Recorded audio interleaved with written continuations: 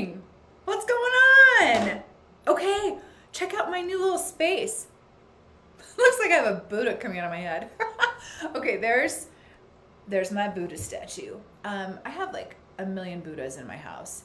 Fun fact. Anyway, I redecorated, we kind of just reorganized. I got a little creative this weekend with my office space just to make me feel a little bit more in alignment. Have you guys ever felt like your office is scattered and there's all this clutter and you just feel overwhelmed? I just needed to make it more me, and I did. So here's a little tour. Well, it's kind of a seated tour. But I've got that time, see like that little timer there? It kind of reminds me that life is now. Like we're right now living life. Act, do, be the bee. I've got my Buddha, love that. I've got some wall art here. And then there's Lainey up there, obviously. And that little elephant has been with me for like almost 20 years. It's my little good fortune elephant. Okay, down to business. I want to talk to you about something that's kind of running me a little bit wild. It's kind of been running this, I've been running this game, and I want to be vulnerable and share with you because it's been coming up. So, okay, for those of you who don't know me, my name is Jen. I like to be known as Jen the Generator, and I am a mind ascension coach. I love helping women, especially, blow up the beliefs that don't serve them so they can stop blowing up their life. Really step into their feminine essence, really step into their purpose and vision in the world, and level up, right? Okay, so I'm going to talk to you guys about something that's really, really big for me. I learned this lesson the hard way, as most lessons are learned. Am I right? So how many people here, I'm just curious, right? How many people here, how many people here feel like they are 100% responsible 100% of the time? How many of you feel like you're 100% responsible 100% of the time? And what does that mean? This one principle, right, can actually be the anecdote to the victim story you might be living. I know, it's so hard to like sit with that. It's so hard to be like, am I being a victim right now? Is this happening to me? Why me? Why did this happen? What's going on? Or blame, right?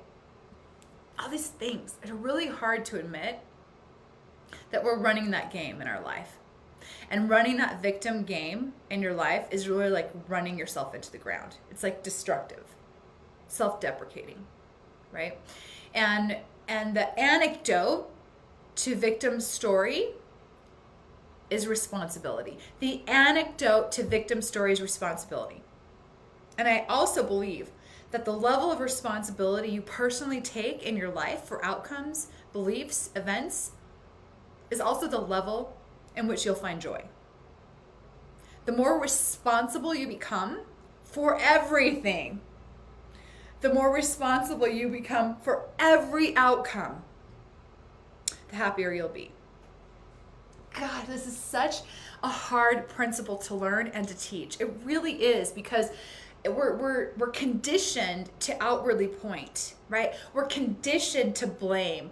We're conditioned to think everything's supposed to be great all the time, and if it's not, there's something wrong. I mean, we're conditioned to be in cancel culture, where if this isn't feeling perfect or right or politically right or whatever, it's like cancel, bye, move on.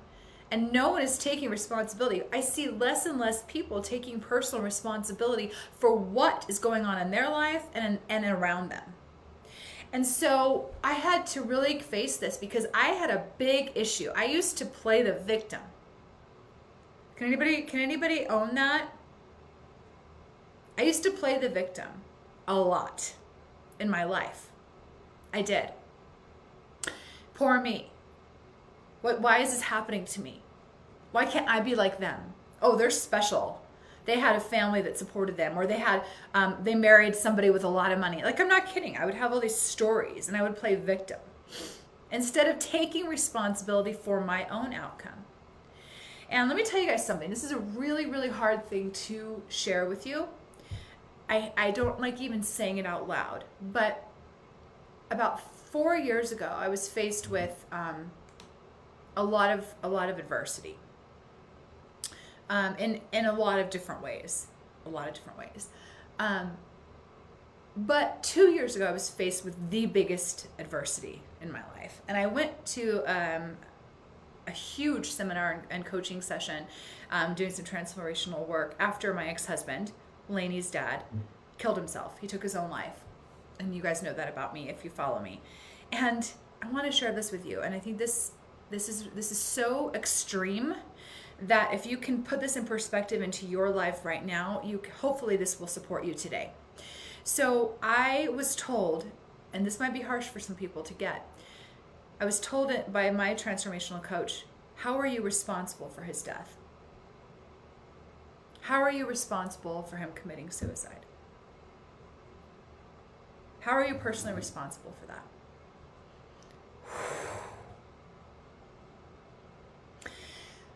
A lot of people say, oh, you're not responsible. No one's responsible for their death. I understand that. No one's responsible for someone who takes their own life. I totally understand that. No one is responsible, but you in the relationship creates responsibility. So let me explain. When I switched my way of thinking and I thought, how could that possibly be my fault? How could that be my fault? Logically, I knew it was not my fault, right? But how could I own the responsibility of that? And when you break it down, I made a choice. Listen to this. This is deep. I made a choice to marry him. I married him. I made a choice to marry him. I made a choice to have a child with him. I made that choice. No one made that choice for me. Now, his death was not my responsibility, but me being connected to him and going through the death of him and having my daughter go through the death of him, that's where my responsibility lies, because I chose him to be in my life. I chose him. I didn't choose his outcome. I chose my outcome. I chose my outcome.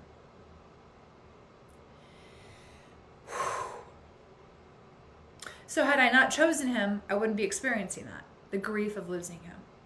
I'm not saying that anything would have changed that. I'm not saying that at all. But I'm saying that I chose my part in that.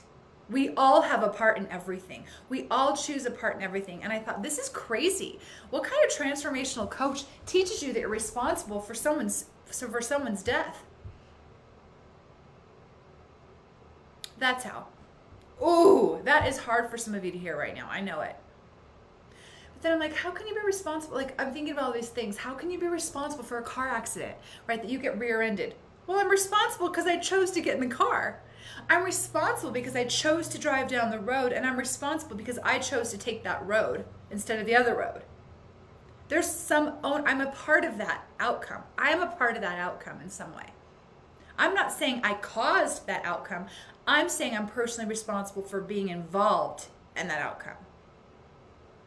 My part of the outcome. So what areas of your life are you not being responsible for being part of the outcome? When you own your responsibility, you can own your outcome. When you own your responsibility, you can own your outcome. So there's something that's going on in my life right now where I don't feel like I should have to be responsible for this thing. But I made the choice to get into the arrangement. Even though I feel the other person hasn't lived into their responsibility, that's not where I get to live. I get to own my part of it. Right? What they do has nothing to do with how I get to own my part. They get to live with themselves. Right? They get to live with their part in it. I have to take care and clean up my side of the street. And when I'm responsible for every part and I can see my responsibility for owning the outcome of everything I do, it changes everything. It changes everything. You get out of victim story and you get into action. You get out of defense in your life and you get into offense of your life. So even though example is extreme and it's not something people want to talk about or hear, it's true. We are the conductors, the captains, the leaders of our life. There is nothing that happens to us. Nothing. We choose.